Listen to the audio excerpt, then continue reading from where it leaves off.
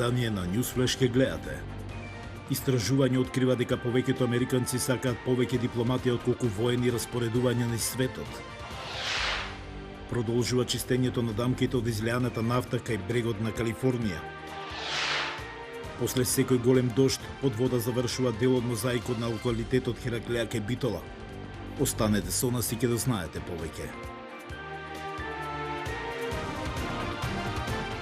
Поздрав од Вашингтон. Ова е ТВ журналот Newsflash на гласот на Америка на македонски јазик. Јас сум Иван Чонаумовски.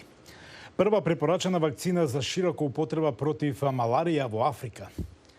Светската здравствена организација препорача за децата во Африка и другите региони на континентот да примат вакцина против маларија.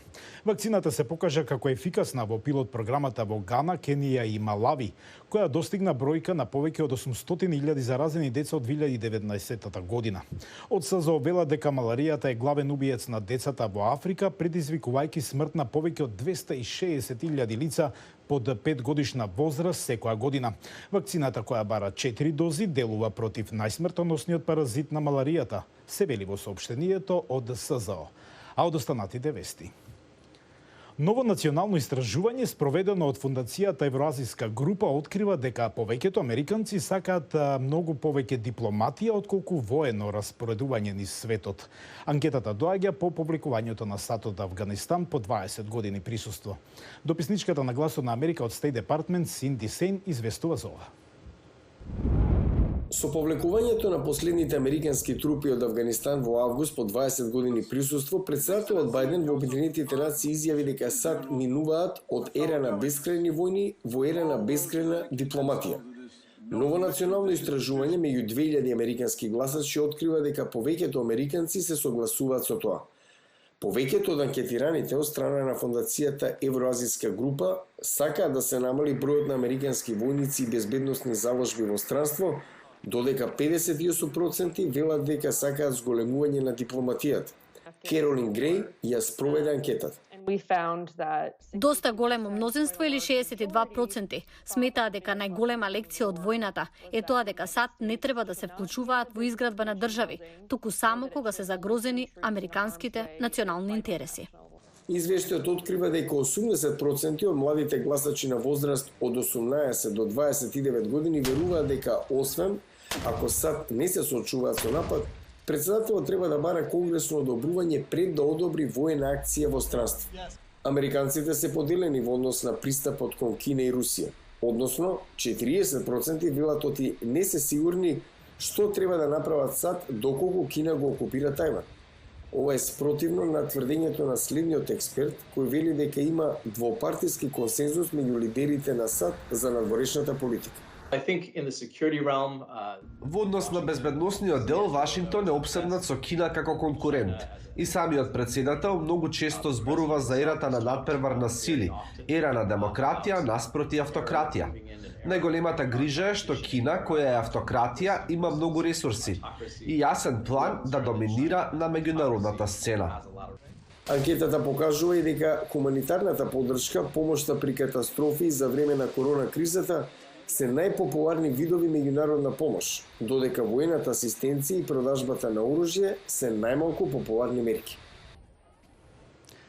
Додека продолжува чистењето на дамките од излеаната нафта кај брегот на Калифорнија, нуркачите се обидуваат да дознаат зошто се случил дефектот минатата недела. Мајко Саливен известува од Лос Анџелес. Дефект на нафтоводот во близина на брегот на Калифорнија испуштил најмалку 3000 барели или 480.000 литри нафта на повеќе од 25 километри површина во областа јужно од Лос Анџелес, популарна меѓу сурферите. Извршниот директор на нафтената компанија рече дека причината не е позната. Во моментов имаме нуркачи на локацијата што истражуваат потенцијалната причина за овој инцидент. Тој рече дека преостанатата нафта во нафтоводот се отстранува. На работниците им помагаат и волонтери. Помагам колку што можам. Дивиот свет е загрозен како и пред 6 години при последното истекување на нафта во Калифорнија, северно од Санта Барбара, што ги покрие океанските птици со масло. Се уште не можам да поверувам дека и во 2021 година се случува ова. И во така веќе тешката година, ова е уште еден проблем. Токму кога почнуваме да излегуваме од пандемијата, дојде ова. Калифорнија, како и многу други американски држави, се движи кон обновлива енергија, но активисти од еколошка група велат дека тоа не се случува доволно брзо.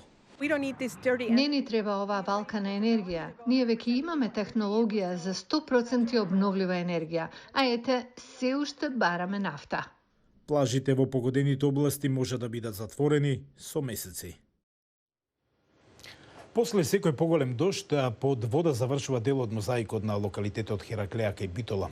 Во недостаток од пообемна домашна поддршка, локалитетот помош бара од странски фондови.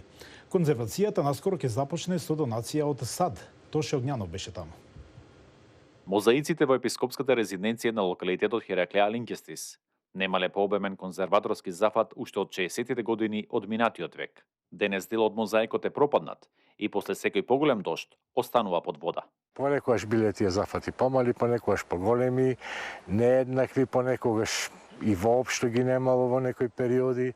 Така да сето тоа си се одразува врз квалитетот на она што е презентирано на локалитетот. Според управата на локалитетот, средствата што доаѓаат од Министерството за култура не секогаш се доволни за пообемен конзерваторски зафат. Имајќи во предвид колкав е буџетот кој што на годишно ниво и на ниво на целата држава се одвојува за заштита на културното наследство, а вклучително и археолошките локалитети, не можеме да зборуваме за некоја темелна пристапност од аспект на годишно ниво. Можност да се бара кај странските фондови. После 2 обидена завод и музеј од Битола, под чија надлежност е локалитетот, годинава е доделен грант од $100,000 за конзервација и реставрација на еден дел.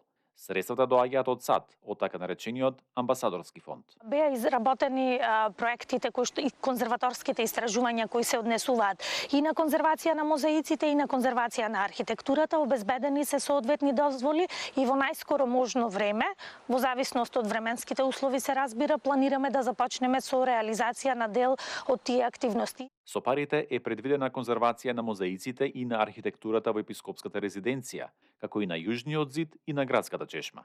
Рокот за завршување на работите е 2 години. 3 објекти кои што ќе го во голема мера ќе го сменат ликот на локалитетот со својата конзервација и презентација, а и дека се добра појдовна основа за понатамошна стратегија за делување конзерваторско врз локалитетот. Одржувањето на локалитетите во целата држава стана сериозен предизвик. Според познавачите, веќе е неопходно поангажирано барање средства. Треба да ги согледаме сите можности кои во конкретниот случај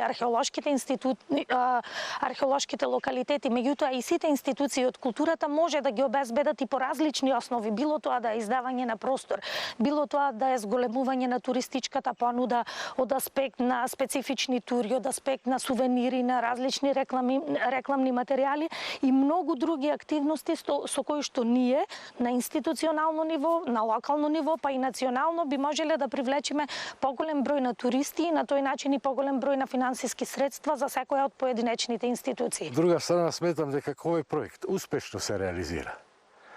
Дека тоа ќе ги поттикне и донаторите, но ќе ги поттикне и нашите институции, останатите локалитети да се вклучат во ова аплицирање на странски средства за своите споменици на културата и со тоа ќе се подобри целата ситуација во државата.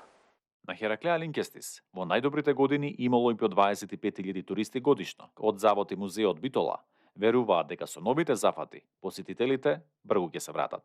За Гласот на Америка, Тоше Огњанов. Го гледавте Newsflash на Гласот на Америка на македонски јазик. Јас сум Јован Чономовски од студиото во Вашингтон. Повеќе информации ќе најдете на нашата веб страна glasnaamerika.com, како и социјалните медиуми. До гледање до утре. Пријатно.